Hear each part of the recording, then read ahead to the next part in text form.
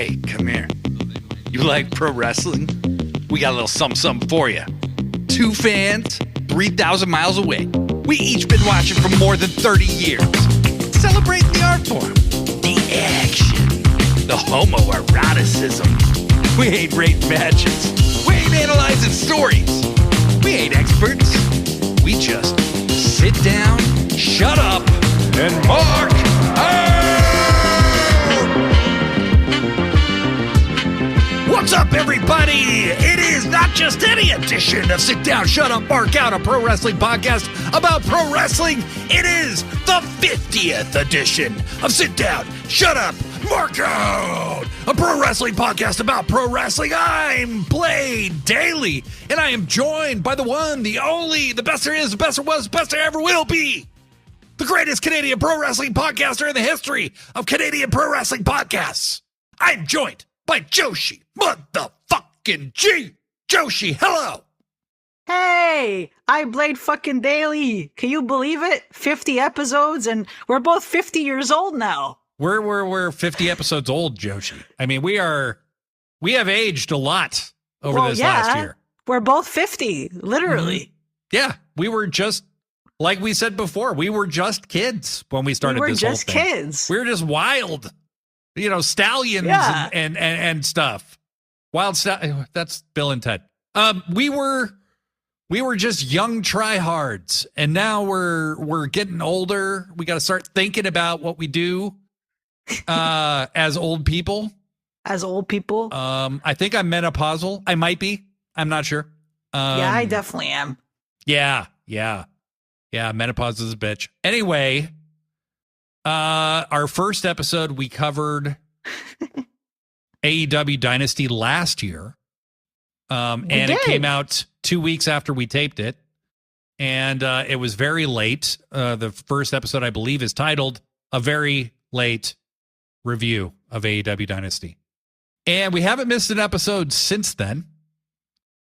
And we're going to take it all the way to episode 52, make it a full year, and then we're going to take a week off. Crazy? We deserve it. Crazy. We fucking deserve it, people. Don't yell at us, okay? Don't yell at us. Talk to the non-speaking no-show that you're going to get that week, okay? You'll live. Don't cry. Yes. I hate it when you guys cry. Don't cry. But I do want to say real quick, we are super, super grateful to everybody who has listened to us for the last year. As we've grown, we've figured out what we are, what our kind of our brand is. It kind of started off in the sense that we weren't going to get into the off-screen drama too much. We do occasionally wade into it, but we really try hard to focus on what we're actually seeing on the shows. I think we stayed pretty much true to that. And I think people appreciate it because there isn't enough people simply talking about what the fuck they actually watched and trying to talk about how much they enjoyed something. People are really into being mad about stuff.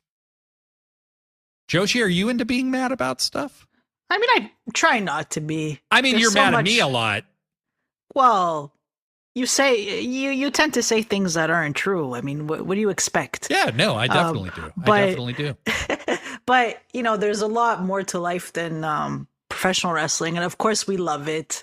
But getting angry about wrestling all the time is definitely not healthy. And the reason we, came together to start this podcast was to have fun and to be positive about professional wrestling. And there were times where we discussed the backstage stuff, but I mean, I feel like we didn't spend too much time on that. It would come up here and there. We really tried our best to focus on positivity and to create a community that just feels good about professional wrestling. And so far we have. I think that we have helped cultivate such an awesome community of people that give us great feedback about the episodes. We've gotten great constructive criticism at times that honestly, I've been so surprised at how helpful people have been. We love it when you guys have suggestions for episode ideas. Thank you all so much. And doing this podcast opened the door for us to be founding members of Sickos Club, which, guys, go to sickosclub.com. Make sure you check it out. We have blogs. We have this podcast. We have The Hard Way with Brett Michelle. We have Brett Michelle and Neon Ghost putting art up on the website all the time. We have super cool merch, not only for Sickos Club, but for Sit Down, Shut Up, Mark Out. I'm wearing mine today. It's super cool. And right now, we until April 20th, we are selling a shirt that Brett designed called Pile Drive Fascism, for no reason. Not that we are in any threat of fascism or anything. But all profits are being donated to the ACLU. Please go check it out. Go to sickosclub.com. Go check out our merch. Check that out. It's a great way to support the show. We don't do the normal SEO baiting bullshit. Okay. We want to try and be pure in our intentions. And the best way to do that is with your support. So please, at the very least, go check out the Pile Drive Fascism stuff because it's supporting a great cause. And we now have prints available as well of that same thing. So please check it out. I know I'm going to get mine with my next paycheck here. So please do the same. Go check out Pile Drive Fascism on our merch store at sickosclub.com. And me and Joshi, if you guys can't tell, we're like kind of besties. We had never actually spoken in person before we agreed to do this podcast. We had private message through Instagram and stuff, but we had never actually talked face to face. And over this year, we have become such good friends. And I can't imagine my life without Joshi G, to be honest with you. And that's the nicest you'll ever hear me be. But it's true. I can't imagine my life without you, Joshi. Oh, thank you, Ibleed. I feel the same way. Aww. Although you like to tease me and make stuff up, you're still my best friend. Oh, yeah. No, I'm completely full of shit. I mean, I am painfully aware of that. So believe me, if you guys think it's a lot to put up with, try being me. I had to put up with this bullshit 24/7. Well, I just wanted to say thank you all for your support. Thanks for listening to our podcast every week. And please keep listening to us. And, if ever you have any suggestions, keep throwing them our way. We love to listen to you. So thank you again. Yeah. And you can send your suggestions to sitdownshutupmarkout@gmail.com. So please feel free to, or you can send them to why@sickosclub.com. Either way, we will get them. We will respond to each and every one. We always do. We're about to talk about a whole bunch of AEW shizzle. So let's get to it, shall we? Yeah. Gerald, music now!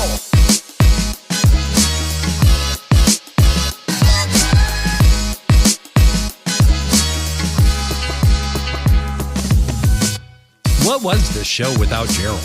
You know what I mean? I know, right? What a great addition to our team. I mean, it was basically exactly the same. I just didn't, I just did. He's a good lad. He's a really considerate guy. Yeah. And I've started letting him sleep on the couch instead of the closet. Oh, it's about time. Yeah. I mean, he had to earn it. You know what I mean? You don't want to give away too much too soon. But for a guy from Easter Island, he has a great attitude. He does. He is willing to work. He is willing to put that work in. I said we had a lot to talk about. And I obviously, we just said I lie a lot. And that was a lie. Nothing happened at all in AEW this week, Joshi. It was a very boring week. Well, what about the huge news that came out before Dynasty? The backstage drama. What do you mean? What Didn't you read that report? What report are we talking about here? From Fightful. There was all this drama right before Wrestle Dynasty. There was? No. Oh.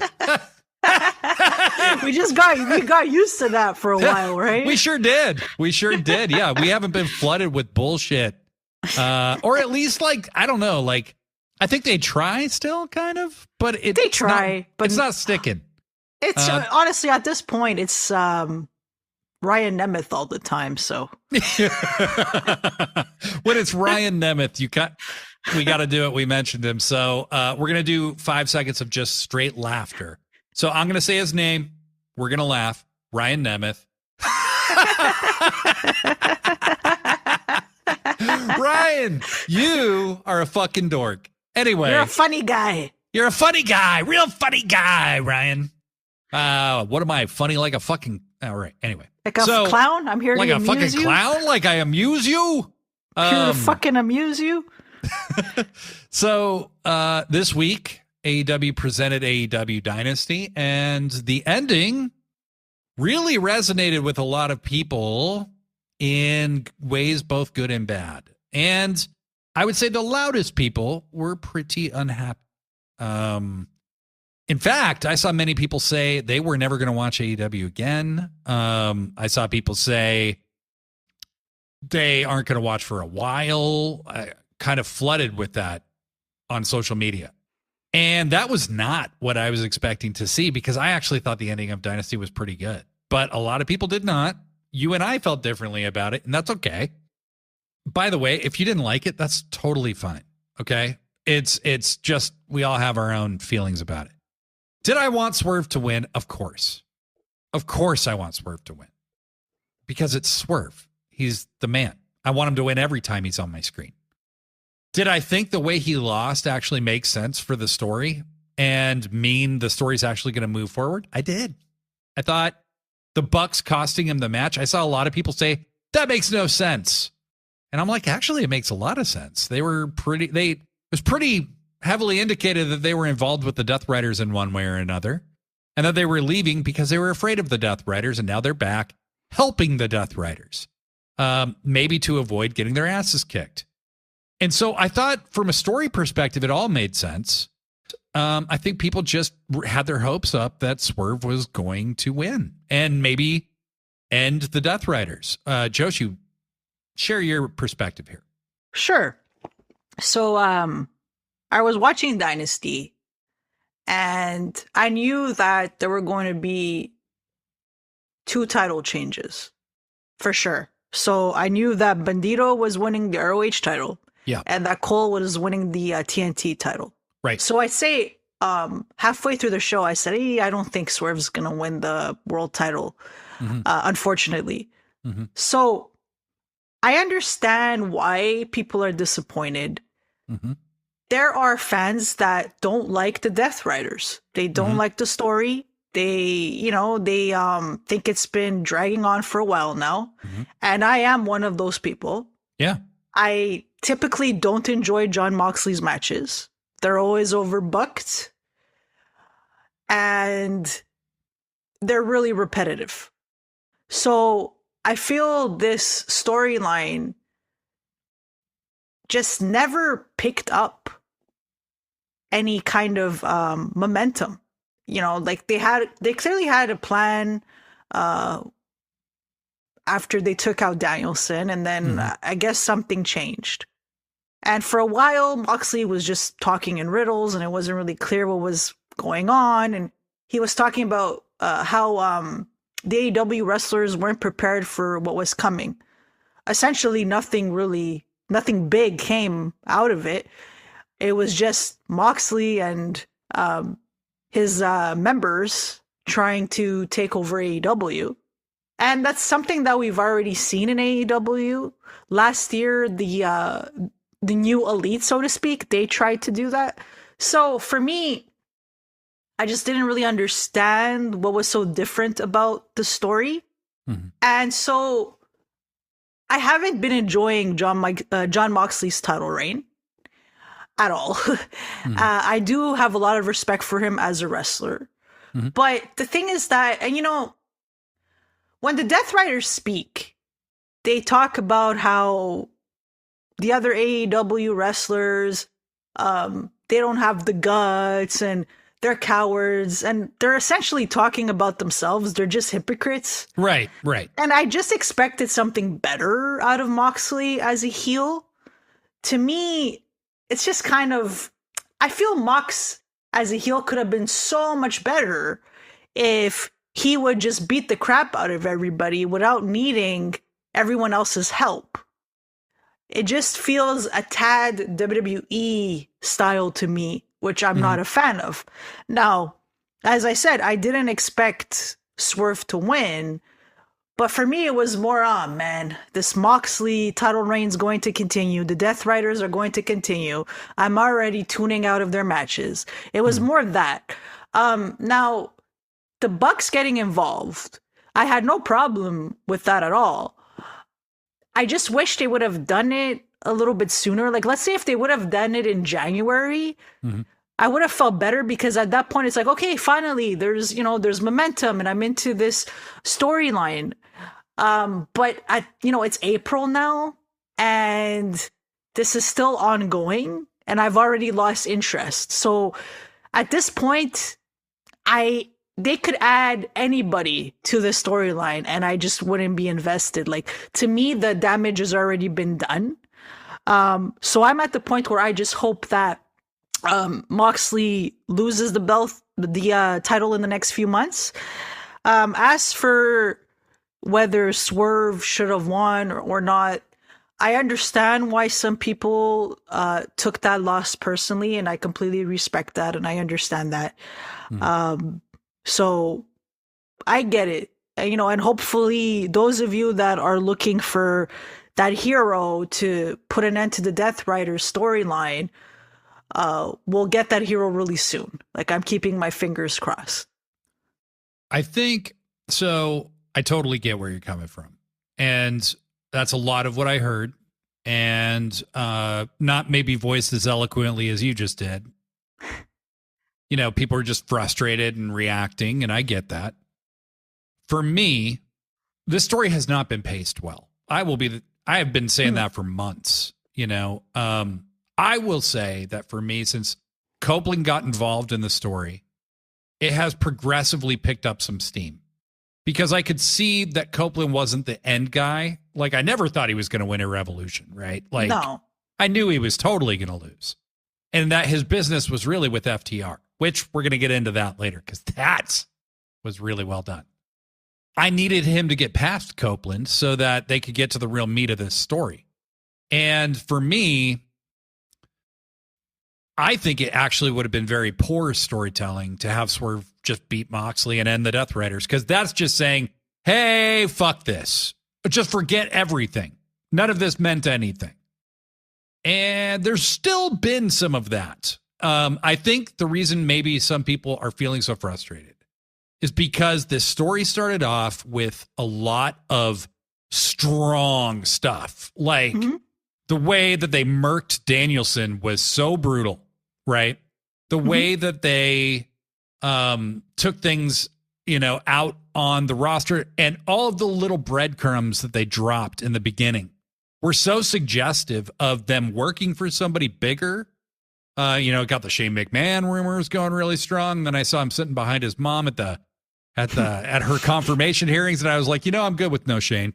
And I saw them try to kind of involve, it seemed like Mox was using a lot of Eddie Kingston speak in the stuff he was saying when he was talking about fragile, egos and all this stuff. I liked what they were doing with Private Party for a minute there. I liked involving Darby and OC, and it looked like there might be a big change to OC's character. And then none of that stuff went anywhere. It just didn't go anywhere. And you couldn't convince me that where they are today is where they intended to go. You couldn't convince me of that. Like, I don't know if Tony was just hoping he could convince Darby to stay and not go do Everest, but with a big push, and Darby did it anyway. I don't know if I'm not saying that's true. I don't know. But clearly Darby not being around was a big miss. OC is just back to being OC, and now he's injured. Yeah. You can't blame an injury. You can't blame the storyline for the injury, but he is injured. But he had just been back to being just like, hey, I don't give a shit anymore. OC for a while. Nobody that they encountered was really changed for the better. And I think that was a big missing piece of this. And I think Adam Copeland, quite honestly, helped straighten things out a little bit, but it just took too long to get here. And I will never defend that. Okay. This took way too long. It wasn't fun to watch a lot of times. And a lot of times it was just kind of like some of the stuff they did, like bullying people and stuff, just looked so cheesy. It, like, hey, we tied up the Rock and Roll Express. Right. Woo! That was the purpose of that. And then they ran away. Like, we tied them up. And then they ran away. How we got here wasn't my favorite. But now that we're here, my thing is like, okay, now we can progress. So the Bucks cost Swerve the match. We'll get into what happened on Dynamite, which I thought was very good and made me a lot more optimistic about where this is going. And we'll take it from there. But, totally understand the disappointment. However, obviously, a lot of people didn't stop watching Dynamite the way you might have thought the night of the show or the day after or the couple days after. And to those, who are looking for that hero, I think that hero is still coming. I don't think it's Darby, but it better not be. At this point, I don't want it to be. I just don't want it to be. I mean, he's going to be away for way too long for that to be the resolution to all of this. Doesn't even seem like he'll be back for All In. So I don't think so. It's got to be All In. Like, you can't drag this out further than that. Right. Honestly, I think it's going to be Will Ospreay. I think it's Ospreay. I think he's the man. And hopefully, like, as soon as my guess is he's going to win the Owen. Mm-hmm. So hopefully they, add him to that storyline right away. Like, don't waste any time with it, No, I think that's where it's going. I think at the end of the day, belts generate stories, right? Mm-hmm. Even though you may or may not like this story, Moxley holding the belt has been a story, right? Yeah. Will Ospreay winning needs to be a story, and Swerve losing has been a story because now him and Hangman are in this thing together. And I'm very interested to see where that goes because Hanger and Swerve becoming at least like somewhat allies is very interesting to me. And like I said, there was a lot of interesting stuff that happened on Dynamite, but let's talk about a few more highlights from Dynasty, shall we? Sure. Toni Storm is the most captivating character in AEW currently. Absolutely. She is a genius. I think she is so brilliant at what she's doing right now that it's not even funny. She hasn't missed it. I really wondered how effective the Timeless character would be without Mariah May. Once that story was over, how would she do? And in a way, she used it as a jumping off point for her character to be a little sillier and a little more athletic. And it's almost freed her in a way. This match with Megan Bayne was fan-fucking-tastic. It was my second favorite match on this show. Joshi, how'd you feel about it? I thought it was an excellent match. It was definitely one of my favorite matches of the night. It's hard for me to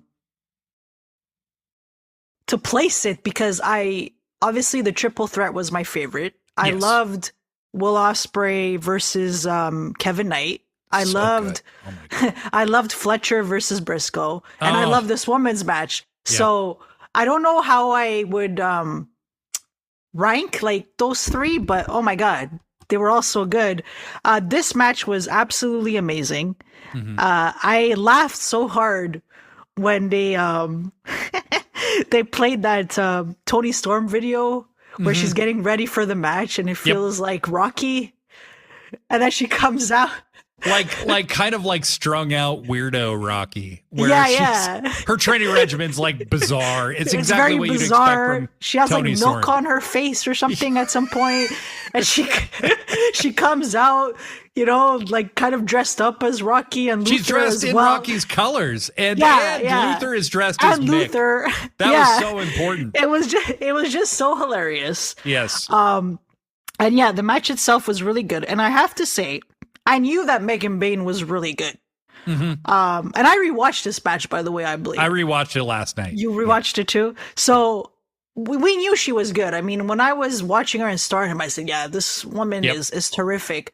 But man, at Dynasty, she showed that she really is, and I don't say this lightly, she really is the female Brock Lesnar. And I'm not saying Brock, after his UFC time No, where we're Kim is talking like fresh as a daisy, Brock. fresh as a daisy, like right out of 2000, like 2002 to 2005 or whatever that was.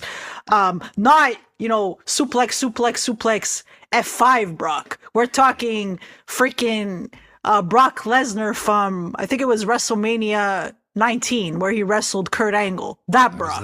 I was there. Oh man, what a great show. So I've never said that about any wrestler except for Megan Bayne, because Brock was special. Okay. And like, we know Absolutely. he's an asshole in real life. I'm not getting into that. I'm talking about Brock Lesnar in his prime in 100%. WWE.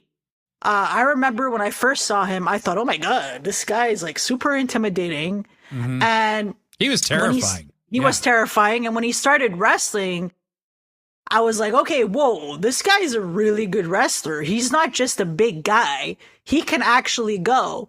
And Megan is the exact same way. And I had predicted that Toni Storm was going to retain.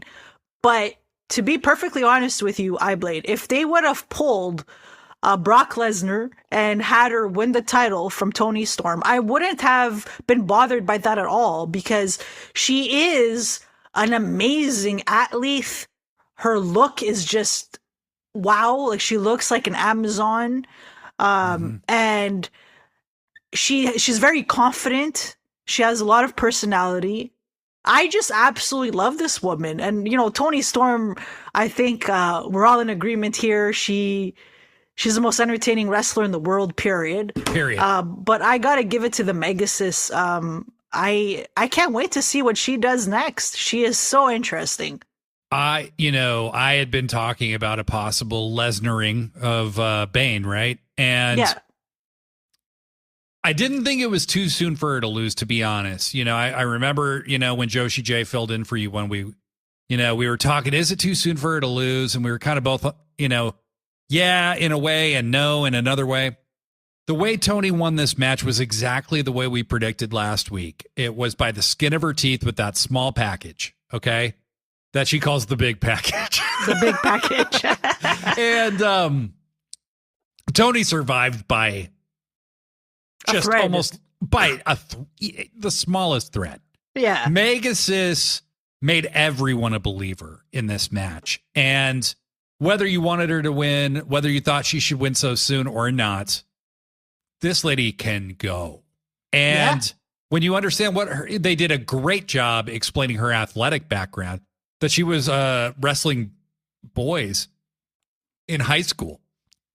She is like Brock. The thing that was so impressive about Brock when he was really young was how fast he was. And he actually didn't lose that as he got older. He just got lazier. He got lazy. Yeah, exactly. He just, he's like, I'm getting paid a lot of money. What the fuck? Yeah, he didn't care. But she is like that. She's explosive. She's an elite athlete, not just a specimen. And she proved it in this match. Toni bumped like crazy for her. Mm-hmm. Toni sold being terrified of her in a lot of ways. She kicked out of 3 ass drivers in a Storm Zero at one. Dude, when that happened, I jumped off my couch because that was so epic. Me too. Holy crap, what a moment. Yep. What a fucking moment. I think Megan Bayne is made from this point forward. This was very clever booking because Toni retains and Megan's not in the Owen. So it was the right way to position her. She lost kind of in a fluky way. If she faces Toni again, I think Toni's the underdog, period. Mm-hmm. She could crush Toni in their next match and everybody would believe it. So I have no qualms whatsoever. But she's the most entertaining person in the wrestling industry today. Period. Mm-hmm. Keep the belt on her. Have her hold it through at least up to All In. And your suspicions, I believe, are correct. And about who's winning the Owen tournament, we'll talk about that later. But this was just great stuff. I can't wait to see more from Megan Bayne. Her and Penelope are a dream duo. That's exactly what I wanted to say next. Keep Penelope with Megan Bayne. They are so good together. They're and so by the good. way, Penelope looked absolutely gorgeous on Dynasty. I just had to say that. She is so beautiful. My Lord. When they went to the shot of her, of Penelope, Megan, and Renee all on screen at once on Dynamite, I was like, this should be illegal. Like, I don't even, like, what the fuck? Like, just three gorgeous women.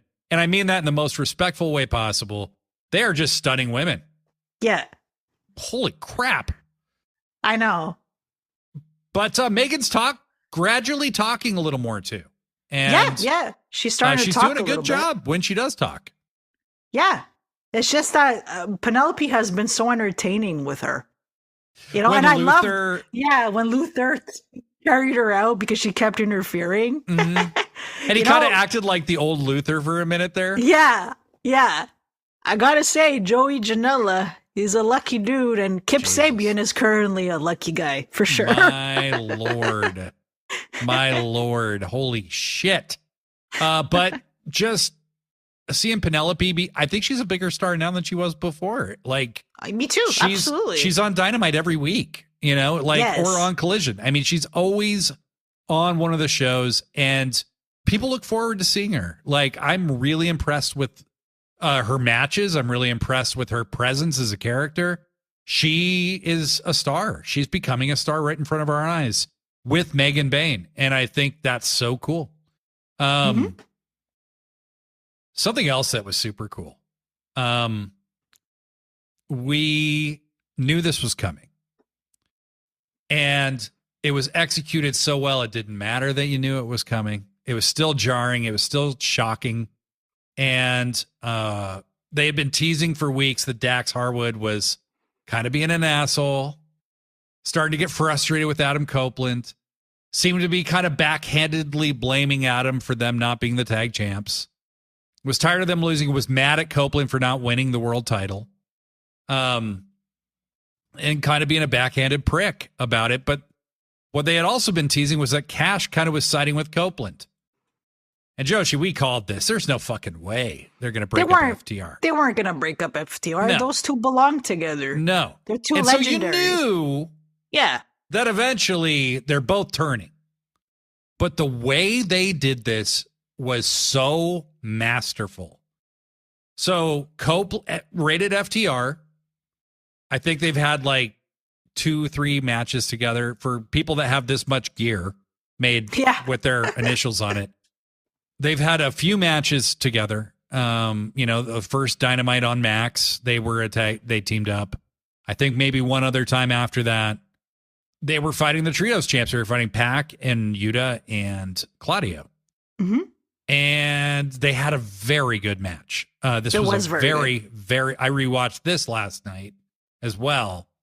It's one of the kind of low-key highlights of this show to me. The match itself is super good. They've been doing a great job making Wheeler Yuta look like a real threat and somebody who's become very devious and smart and credible because he's the one who gets the pin in this match, and he just outsmarts him to get the pin. He pushes Copeland into Harwood. They crack heads. Harwood then catches the running Busaiku knee, and Wheeler just gets a clean pin on him. It was very cleverly done. But the real action, Joshi, is after the match. You want to talk a little bit about this? You know what? Okay, you go first because it's fresh in your memory. It's fresh, yes. It's very fresh. And then I'll add I watched it because I wanted to talk about it. So the Death Riders put their hands up. You know, they hold the belts. They walk out with them. And you know, this match is all about the post-match. Mm-hmm. And so during the match, at one point, Dax took a tag from Copeland that was intended for Copeland. He reached out and tagged in front of Copeland. They were teasing something. But Copeland puts his hand out and picks Dax up. Dax is the one who got pinned after all. Right. And, you know, they all hug. You know, they kind of raise the three hands together. And Cash turns his back and starts walking away. And Cope is about to turn and walk away. And Dax just turns him around real quick and immediately just pile drives him. And Cash is like, dude, what are you doing? And Dax's pile driver looked brutal. I mean, it looked great. did. It looked great. I love that he uses a fucking brutal ass pile driver as a surprise move. Okay, because he does it so quick you believe it. Mm-hmm. And Copeland's like down, like dead. And Cash is checking on him. And Dax just immediately goes outside for a steel chair. And he comes in and he wants to do the concerto. He's not fucking around. And he gives Cash the chair and goes, do it. And Cash is like, no, fuck you. And he like pushes Dax and he throws the chair down. And Dax has the other chair in his hand. And they're kind of trading some like, what the fuck, man? How could you do this? But Cash helps Cope to his feet. Yeah. And as he's helping him to his feet, he slowly starts kind of pulling him into Dax. And they hit a shatter machine. And you realize Cash is going along with this heel turn. And they hit a shatter machine on Copeland. They hit 2 concertos on the man. Aww. A stretcher is pulled out for Adam Copeland because why wouldn't you? He's just taken like a shatter machine, a fucking pile driver. He took a pile driver on a chair, 2 concertos, right? Well, that's what I really liked about this is that so after Cash pushes Dax away, I was thinking, oh no, don't tell me they're saving this for Dynamite, right? Because it occurs to you. Right. And then that's what I was thinking too. Don't I was wait. like, no. Give me something good. And then they did it. And it was just such a great moment because it was happening in real time as you're watching. And when the paramedics came out with the neck brace and the stretcher and freaking Cash takes it and he puts it around his neck and he goes on the stretcher. I said, wow, these guys are such dicks. They are such assholes. I am so invested in them again. And like, let's be honest, they were getting stale. They weren't getting nothing. They had been stale for like a year and a half. For a long time. Yeah. They're good heels. It was about time. And obviously we know it's wrestling and, you know, these guys get along in real life, but it's still hard not to feel bad for Copeland. Like, of course. Yeah. You know, because he's so likable and already Christian Cage turned his back on him and now FTR, like, can you guys be nice to him? He's like this nice Canadian man and you're all turning your backs on him. It's so sad. It's sad. And at the same time, kind of seems like Nick Wayne's had enough of Christian shit. Yeah, that is true. Kip Sabian hasn't made where he wants to go clear. Yeah. Mother Wayne is going with Nick. And Christian hasn't been on the show. And it kind of seems like Adam Copeland's going to need a partner. I think they're going to reunite. That's where they're going. That is absolutely where they're going. And how they get there is going to be interesting because nobody's ever going to believe Christian's a babyface. No. I think they need to make them more of their actual true friendship, which is Copeland's the big, jubilant, excitable guy and Christian's a dick. I mean, Copeland's real life nickname for Christian is the Dick. That is his nickname. And I think they need to be more of an odd couple tag team. I don't think anybody's going to buy into the 5-second pose shit or any of that stuff. No, not at this point. That's all in the past, but they could be a super entertaining, like, we're friends and we barely like each other, but we're friends for life. And them opposing FTR, the fans, the minute you give them one reason to cheer for Christian, they will go nuts for him. For sure. I love Christian. I love Christian. One of my favorites. Being one of the best heels in the game is the easiest way to turn back babyface. And Christian's one of the best heels there is. So agreed. So anyway, FTR immediately became one of the most interesting things in AEW to me. These guys are world-class assholes. And, you know, Dax kind of ran out of material with like, I love my daughter, I love my family, love pro wrestling thing about a year and a half ago. And so, you know, I think pretty much after their match with the Bucks at All In, the first one, we're about to do the third one. That was about the end for FTR of being compelling. Absolutely. So it's time for bigger and better, and we are moving in that direction. But another direction we have also moved is in the direction of Bandito. Yay! Yay! He won. He's the ROH champion. Yay! Now, some people did not like the ending of this match. I personally did. I didn't like it. It was too dramatic for me, but it was a little dramatic. It kind of gave us all heartburn. Yeah, but at least Bandito won. Yeah, they set this up in a way that I thought was good. Okay, Jericho has a history of stealing masks, has a history of unmasking luchadors. He did it to Hoovy. That is true. Back in the day. So in the back of your mind somewhere, you're like, you cannot have Bandito lose this match. Hell no. And Jericho cleverly had hidden Floyd. Freaking Floyd. And hits Bandito in the face with the bat in front of his family again and pins him. And they really let it play out like it was over. And Jericho's like, take his mask off, like it was over. And we were in a live chat and we were all like, what the fuck? You cannot do this. And then they very cleverly show Aubrey, who is always the babyface ref. Mm-hmm. I love how the referees in this promotion are so unselfish. Aubrey is the hero ref. Always. And she's talking to the mother of Bandito. And, she was just out there to ref the next match. It was very clever how they set this up. And Bandito's mom's like, no, she hit him with the bat. And Jericho had hidden the bat. And Aubrey finds the bat. They restart the match.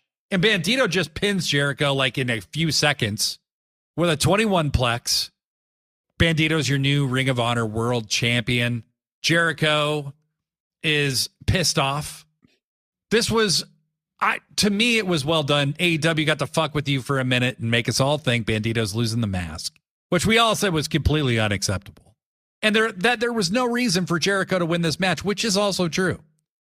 But they fixed it in a few minutes after the ending of the original ending of the match. I liked it personally because they got that, no, fuck you, you can't do this to Bandito reaction out of us before they quickly corrected it. And Bandito's the Ring of Honor champion, which I think is a much better move. Bandito wrestled on Ring of Honor this week already. Yeah.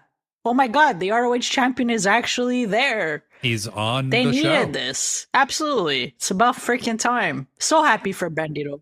My boy Bandito got the love, and he got to celebrate with his family. Yeah. I think it showed the heart of Bandito a little more and enhanced the character of Bandito.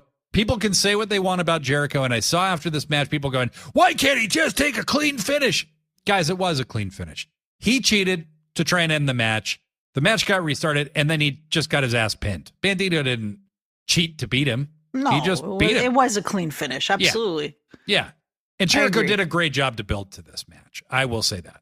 Yeah, he did. And it sounds like we're going to see a lot less of him going forward, but we'll get there. Last thing from Dynasty that I want to touch on, Joshi, was this triple threat. It was excellent. Holy shit. Period. My God. One of the best triple threat matches of all time, for sure. Yeah, it's recency bias could be strong with this one, so I don't want to rate it as it stands up to other triple threats yet, but it's one of the best I've ever seen. Mm-hmm. It might be the best that I've ever seen.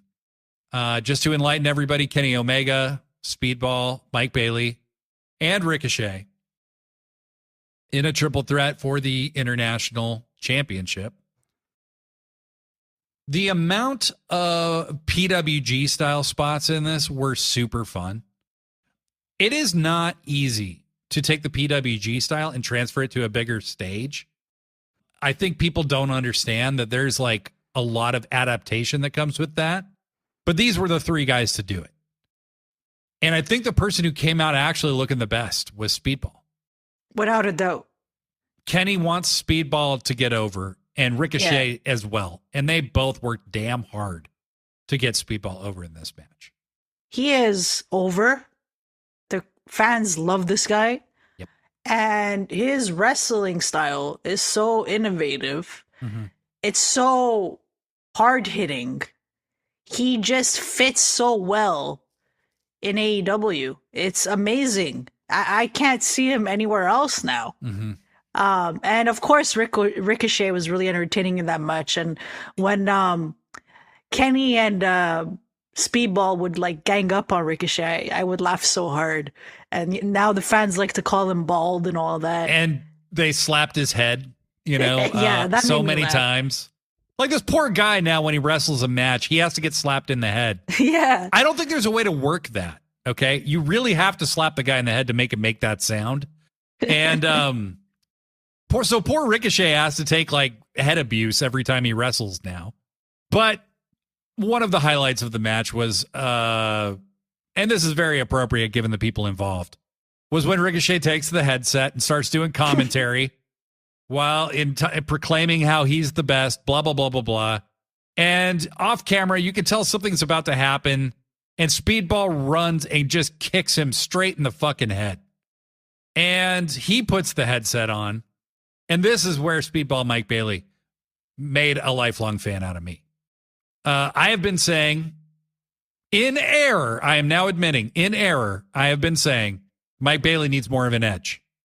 But wait, he takes the headset. First of all, he broke the fucking headset. So you can't hear what, you have to kind of listen for what he said. But he said, I'm terribly sorry about that, but someone had to stop him. And I'm like, okay, the politeness is a gimmick. I'm in. However, he's only polite when he speaks English, not when he Correct. speaks French. No, right. And only you would know, Joshi. Only you would know. Well, they had that, right. I understand French, but they had that video of him Right. with Don Callis. Mm-hmm. And I mean, I know that you don't speak French, but I'm sure you could tell that he wasn't saying very nice things to He wasn't Don. saying nice things. No. Called him an imbecile. So. Yes. No. And he was also the guest this week on AEW's Unrestricted podcast. Oh, I have to and listen he was to that. very entertaining and very funny. I am a mark for Speedball, like officially over the moon for the guy. I've seen him wrestle before. You have a much longer history with Mike than I do, but man, is he good. And Yeah. they I told protected you, man. him really, really well in this match. He wasn't going to win, didn't take the pin.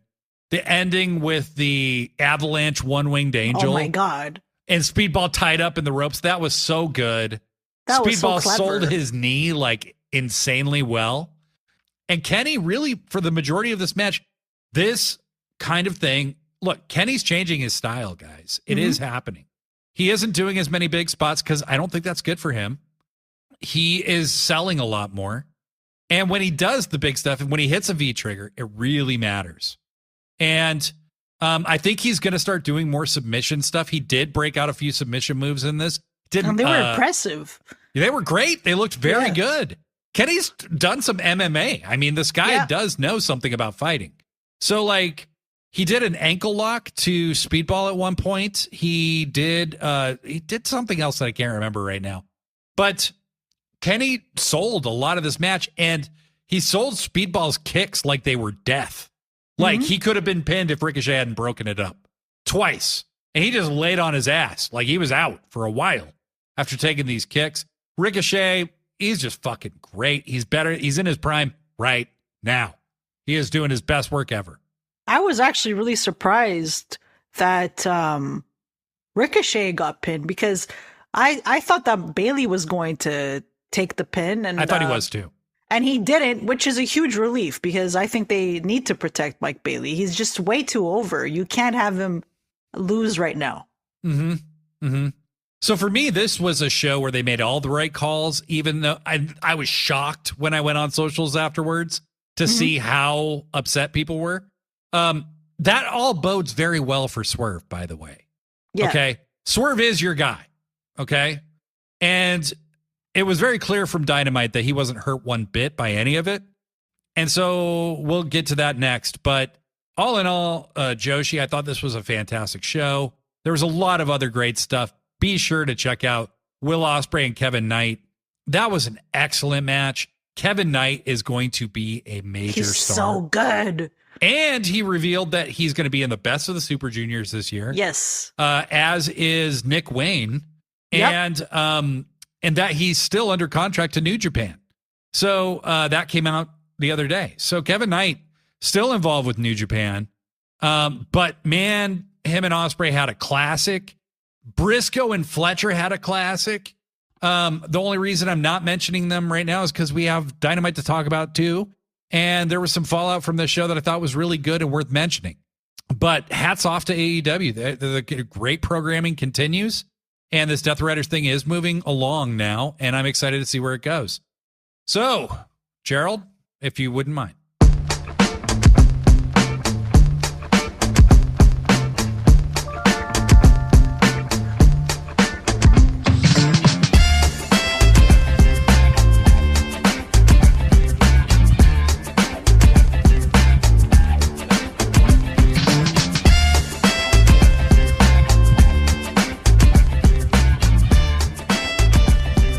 Thanks, buddy. I bought you a little treat. No, it's food. Yeah, I'm going to let you eat. Yeah, you're welcome, buddy. Anyway, we're back. We're back. And Joshi, Dynamite. What'd you think of Dynamite just overall? It was pretty good. Obviously whipped, and we will get to this in a little bit, but you could tell that Pac's injury impacted the show a little bit. It's very unfortunate what happened to Pac. Yeah. They said what happened? Like what the injury is yet? He injured his ankle. Okay. But not like broke his ankle, right? I don't think so. They didn't mention that it was broken. Maybe it was just a sprain. Hopefully he's not out for too long. I don't know what they're going to do about the trios. The trios belts now, because they're going to have to think of something, right? So they can't strip them. I don't think I think maybe they let Moxley defend them in Pac's place, possibly. Yeah, they could do that. Having Samoa Joe at the end say we're coming after the trios titles, they already knew Pac was hurt. Yeah, so at that point, yeah. They must have a plan. They cannot strip them of these belts. Them losing the trios titles is an important part of that story. That needs to be told. Absolutely. They'll have to drop them soon, though. Right. Without Pac, don't really have a choice. Maybe without Pac, or maybe Pac's just barely in the match. I don't know. He was good enough to do the finish. So I think if he broke his ankle, I don't think you can finish the match. I didn't see any reports saying that it was broken, just that he injured it. Yeah. So I'm crossing my fingers that it's not a severe injury. Yeah. Hopefully a sprain is something you can come back from in a few weeks. Exactly. You don't want to wrestle on a sprain. No, absolutely not. But at least it's he won't be out for as long. He got thrown to the back. I don't think by Swerve. I don't think they got as much distance on it as they thought, and Pac landed on his ankle when he probably wasn't expecting to. He's probably expecting to hit the buckle, and he just didn't get back as far as he needed to hit the buckle. Yeah. And so he didn't have a solid landing, and that's all it was. I saw this quick video of Brian Alvarez saying that his match with Swerve sucked. Well, obviously, I mean, Pac got injured. Why would you even say it sucked? There was an injury. And he said, well, because Pac got injured, but why say it sucked? Somebody got hurt. It's not even necessary to say that. I didn't like that. I literally saw the ref say to Swerve, we're going to the finish. Yeah. Like, Pac had to convince the doctor to let him get back in the ring. Right.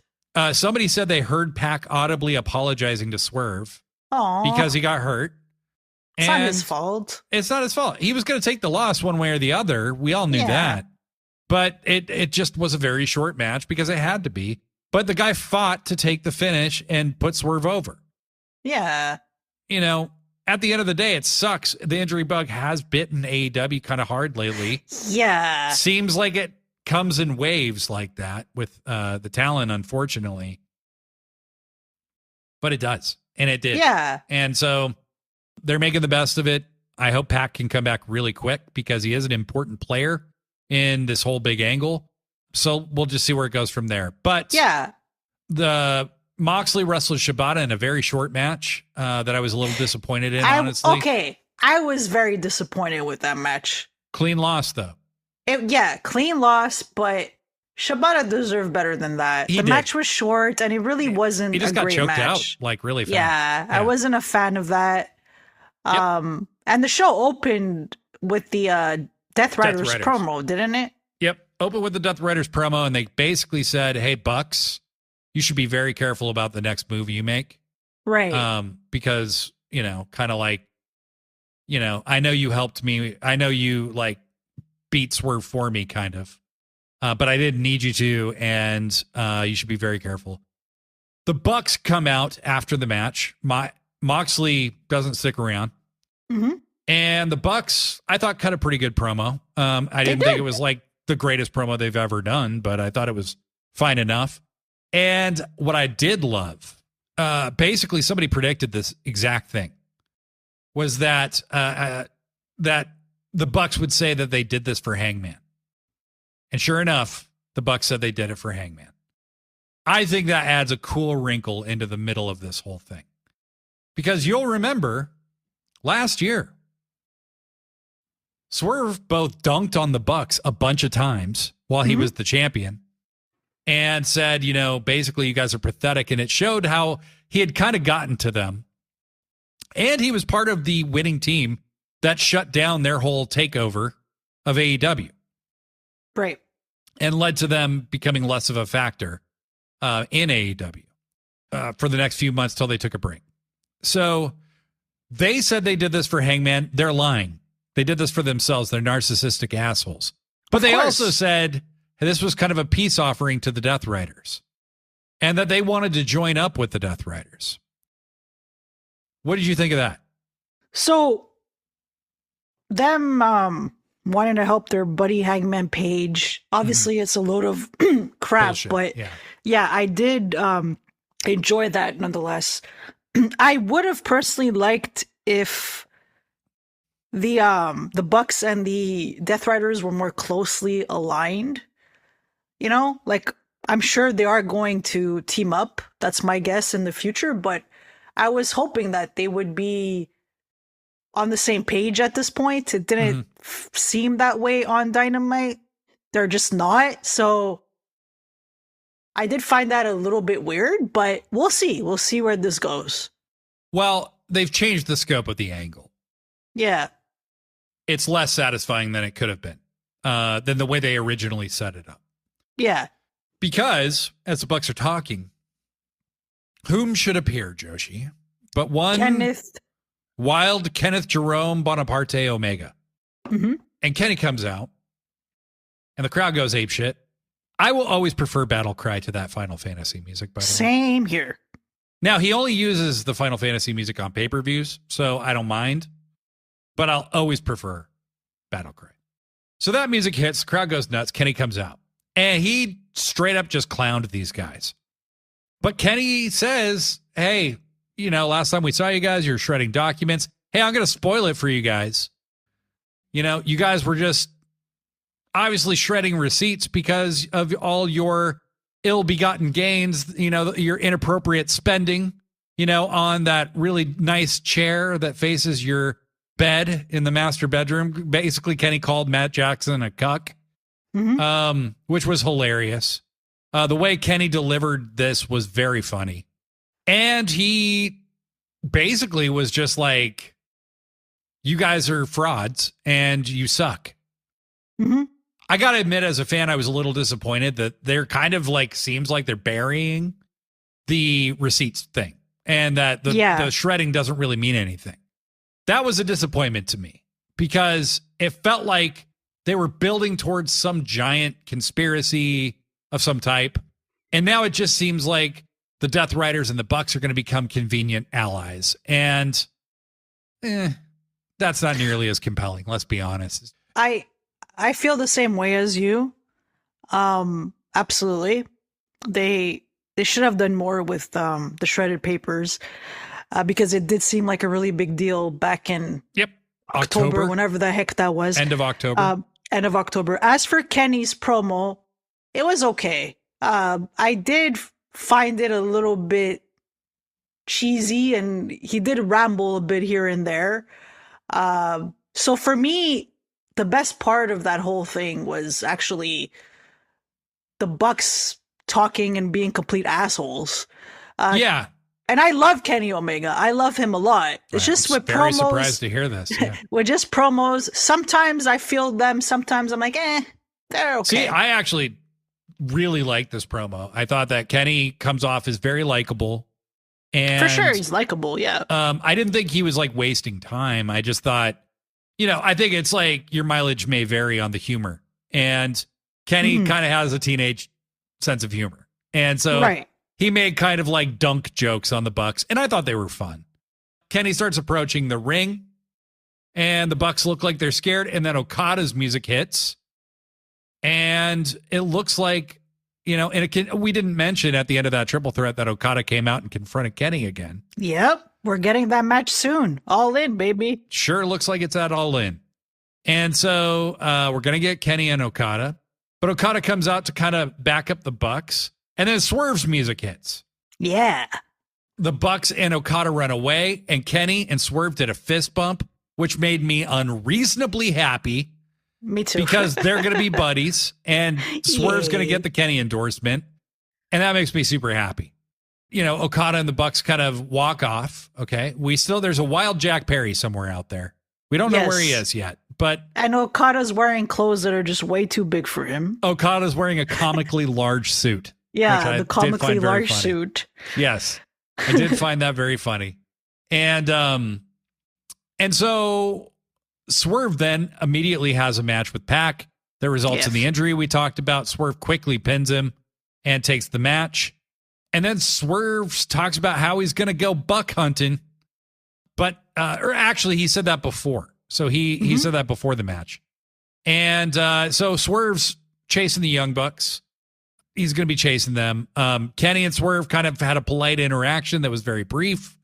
After the match, Swerve is obviously trying to kill a little time because Pac in his match went way shorter. So he's talking to the camera afterwards, and he specifically says the words blood and guts at the camera. And so I'm thinking that maybe instead of putting Mox in a match for the world title at Double or Nothing, instead of putting Kenny Omega in a title match at Double or Nothing, instead of putting these champions that are obviously not going to lose in matches at Double or Nothing and making the results completely predictable, nobody would buy whoever Mox's next opponent is, right? No.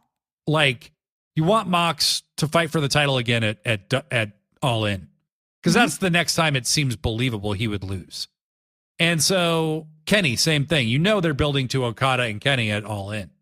So this is a smart way to possibly have, like, Swerve, Hanger, and Kenny with some teammates face the Bucks with some amalgamation of the Death Riders as their opponents. I think that's smart. I like it. I like where it's headed. That'll be a cool main event if that's what we're getting. What do you think, Joshi?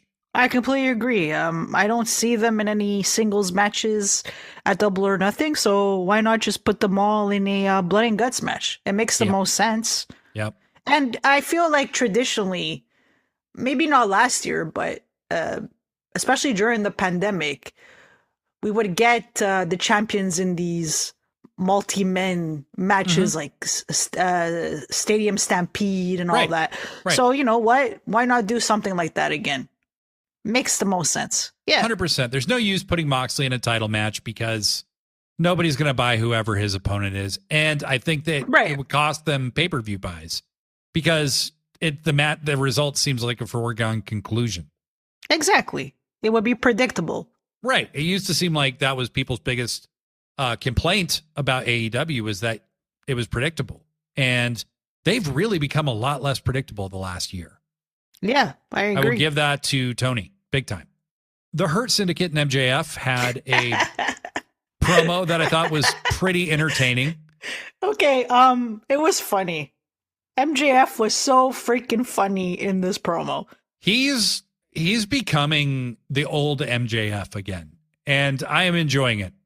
Like, you know, when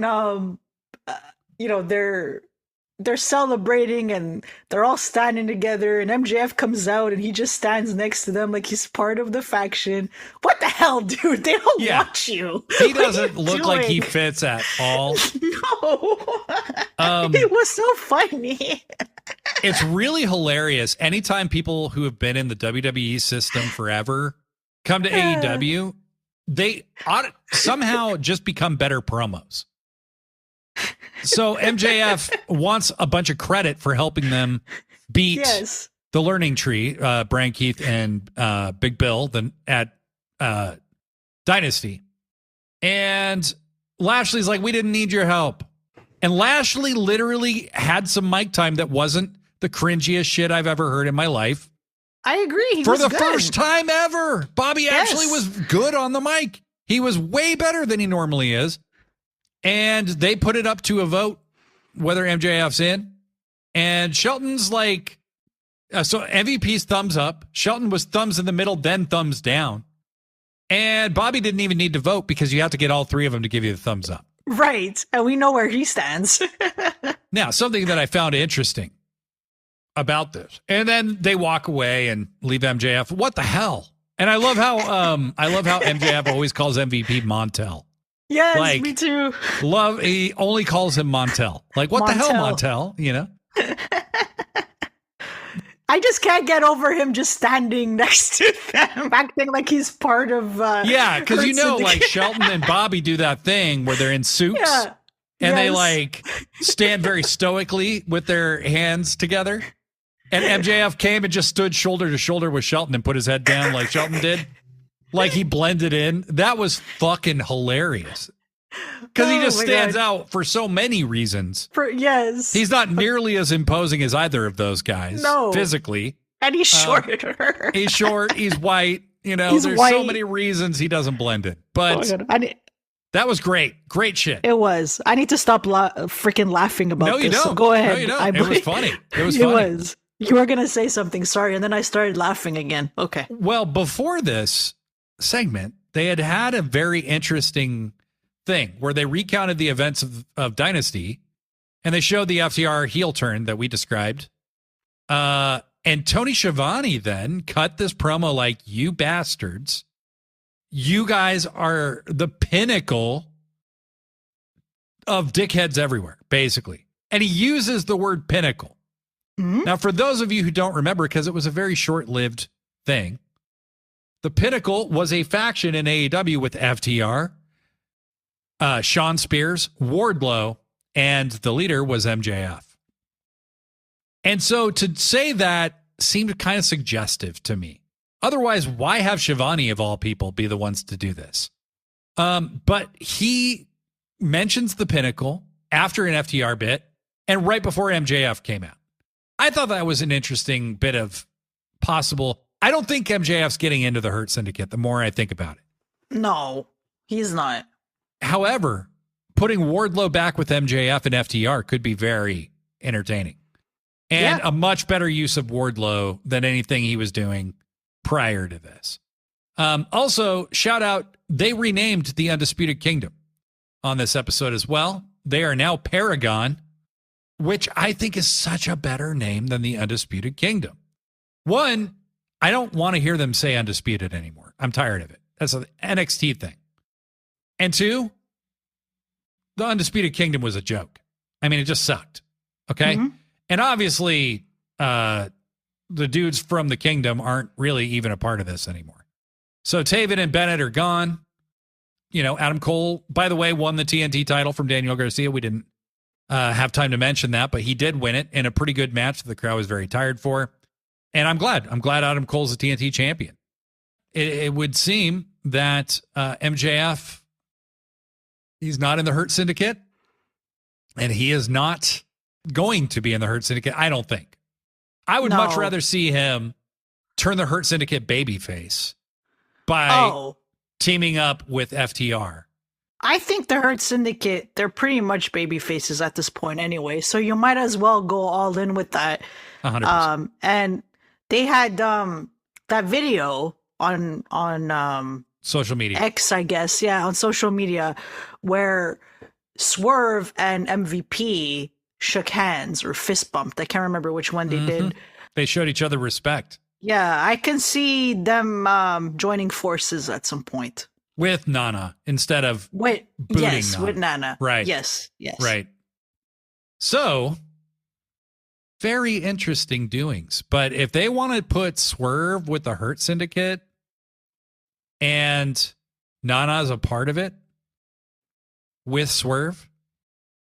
Listen to the reception that the Hurt Syndicate gets right now. And then imagine Swerve with them. Yeah. Holy fucking shit. I mean, why not? It's worth a shot. And if they're going to bring the Pinnacle back, minus Sean Spears, I wouldn't have a problem with it, because I actually thought they unfortunately didn't book the Pinnacle very well, and they could have done so much more. Well, and apparently Max didn't really want to be in a faction. And so that was kind of why the Pinnacle never really became what it could. I know there was legit heat between Max and FTR for a while, and that they have put that to bed, it sounds like. So, I remember when Max was a babyface, and I don't know if he said it on the show. It was on a Collision. And I think maybe he said it after cameras stopped rolling or something. He said, hey guys, when I was, a year and a half ago in the Pinnacle, I was a real dick and I didn't treat these guys very well. He basically said, hey, he kind of made amends with those guys. So I think we're getting a Pinnacle reunion. I just have this feeling. It makes sense. Yeah. So after all this, we got a women's match. So it was Chris Statlander versus Thunder Rosa. It was the quarterfinals for the Owen. Mm-hmm. And I-Blade. Obviously, we know how amazing Chris Statlander is. Yep. But I've got to say, I don't know what happened to Thunder Rosa, but oh my God, she was on another level in this match. She was relying a lot on Lucha Libre, which I think is awesome because she's so good at that. I haven't seen her try so many different type of high-flying moves and be so crisp in the ring for a while. And, with good reason. She was injured, severe back issues. She was out for a long time. And I just accepted that, Thunder Rosa went through a very serious injury. And, to those of you that call her washed up, I have no idea what you were, what the hell you're talking about. Because she's still very good. Extremely. But this was another level of Thunder Rosa. I can't be the only one that felt this way, right, I-Blade? Not at all. No, she was great in this match. I felt that she might be trying to protect her back at various times. And it kind of reminds me of Shibata in a way where he was protecting his head. He wasn't taking punches, for a long time. And now he clearly feels more comfortable. And usually when he wrestles, it's a little more brutal than it used to be. And I think with Rosa, she's feeling more comfortable with her back, maybe. And so she was more comfortable doing some of these moves. But I have noticed kind of a steady progression for her, especially since that match with Mariah May back at World's End, where it was a no holds barred match. And they really tore it down. But this was just a straight up great match between two great wrestlers. And Toni Storm was on commentary. And this character and her portrayal of it, Toni Storm literally almost stopped wrestling after she left WWE because she was so upset with how she was used or not used or whatever. And Toni Storm is the most compelling person when she's on TV.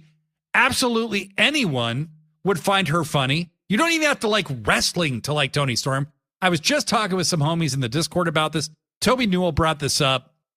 She's like the Macho Man. Like when people go back and watch old Macho Man promos, there's such a like what the fuckness about him that like, when people were like really like sharing a lot of old Ric Flair promos, same thing. But Tony is that person now.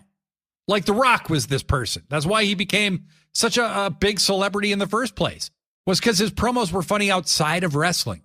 Yeah. And Tony was literally the announcers couldn't keep their shit together. The commentary team couldn't keep their shit together. They kept laughing. She is so fucking quick and so funny.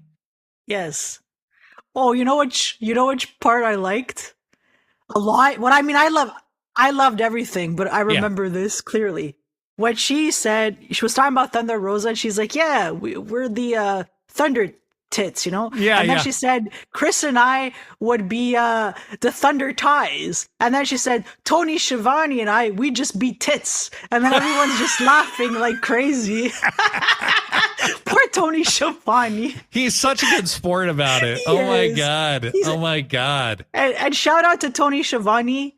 You are so adorable on Instagram with your 5 dogs. You just seem like such a great human being. He just loves his goddamn dogs. Bug so is cute. the one he's always talking about. But I will always be grateful to AEW for making Tony Schiavone kind of the anchor of the show those first few years and really showing that, like, hey, this dude actually was at the top of his game. I think it was up until he started hosting Collision too. And now I think like he would be better if he just hosted Collision and then did interviews on Dynamite. But Renee Paquette is so good at that I wouldn't want to see less of her. So I love Tony, and him and Tony Storm have so much fun together. But Tony Storm's just fucking hilarious. She is. Every time she's on screen, it's must see. Also, when she came to the table, she comes over to Taz's side, which is not where her chair is. And she climbs. And she crawled across the entire table. And she's like, I'm so sorry. Excuse me. It's just so good. She's crazy.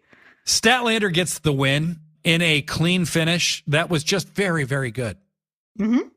Stat needed this. I want to see her. I don't think she's going to win her next match because it's against Jamie Hayter.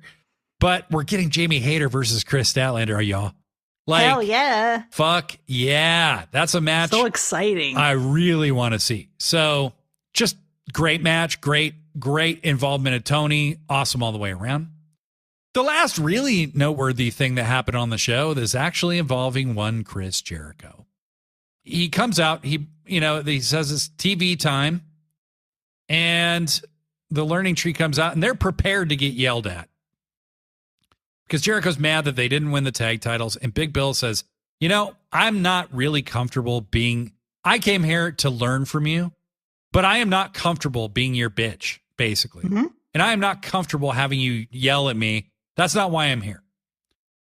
And Jericho kind of shows that he's this guy who's trying to keep himself composed, but he can't. He destroys the TV with a bat with Floyd. And then he says, maybe I need to leave for a while. And I think the Chris Jericho character has overstayed his welcome so much so that didn't even get a big reaction. Yep. It would have if he had done it maybe a year ago or 6 months ago. People just don't really care that much about Chris Jericho, and that's a shame because he is one of the greatest of all time, and I will always say that. But people are just really done with his shit right now. And if nothing, that promo really proved it. So Fightful has reported that he doesn't have a return date scheduled right now and that he felt it was time for a break. And I completely agree. I don't know what happens with Chris Jericho, but I think you really need to build up Brian Keith and Big Bill while he's gone. For sure. I don't think they need him anymore. And whatever good there was for him to do for them, he has done it. I don't think he needs to be super tied into them when he comes back. So my opinion is really just that this is a much needed thing. He needs to take a break. Completely agree with you, Blade.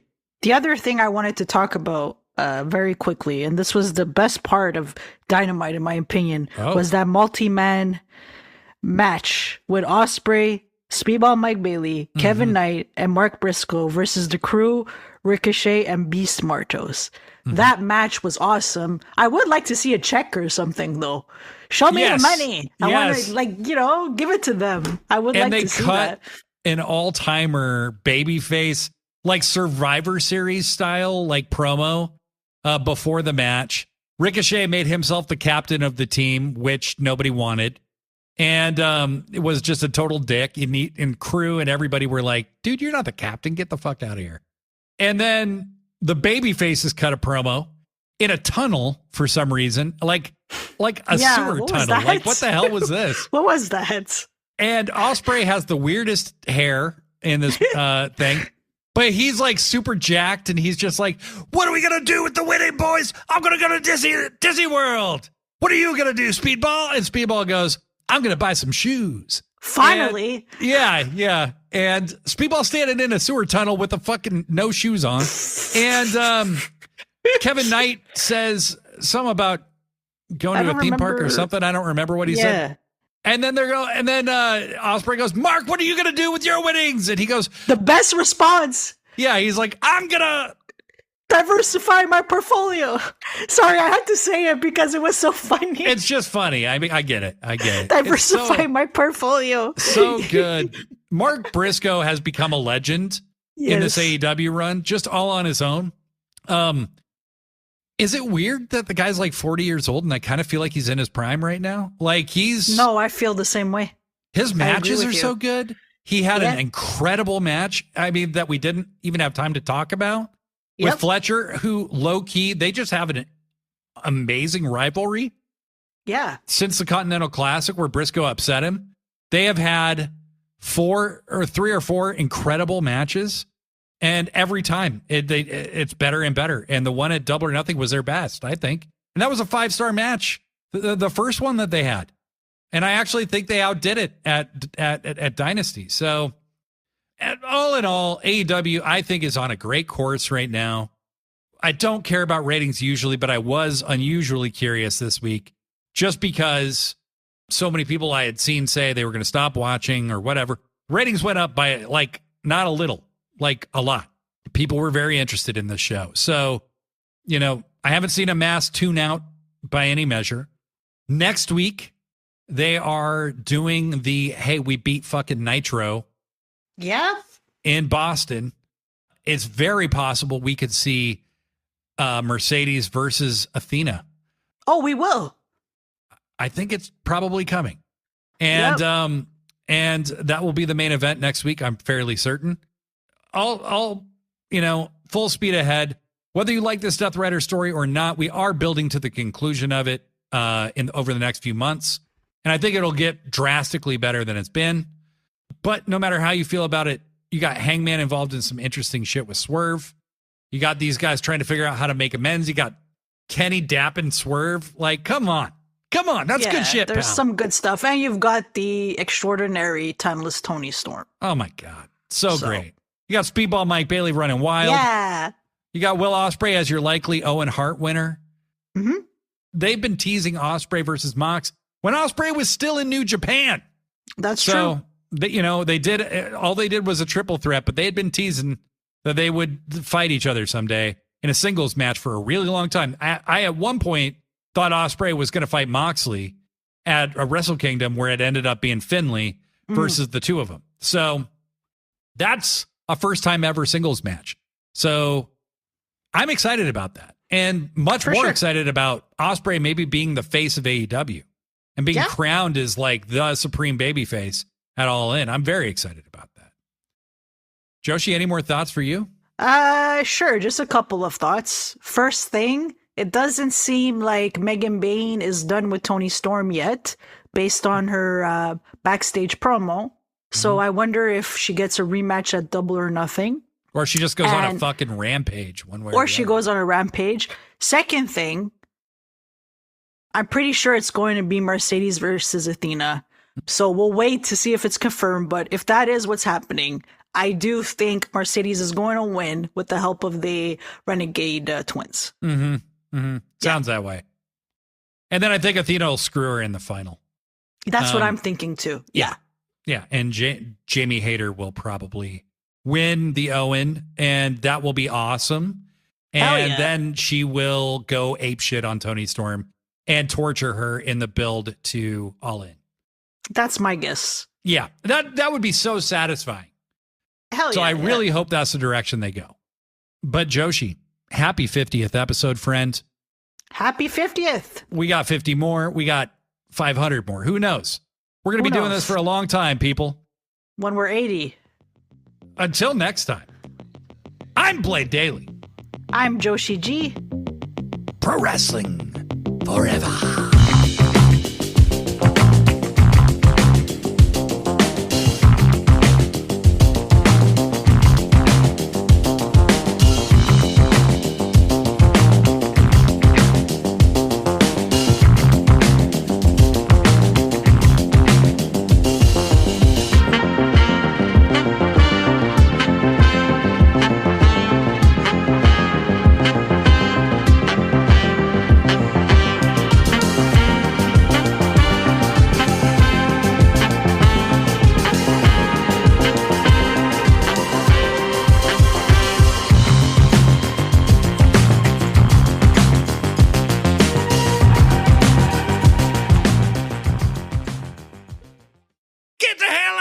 Jack Perry.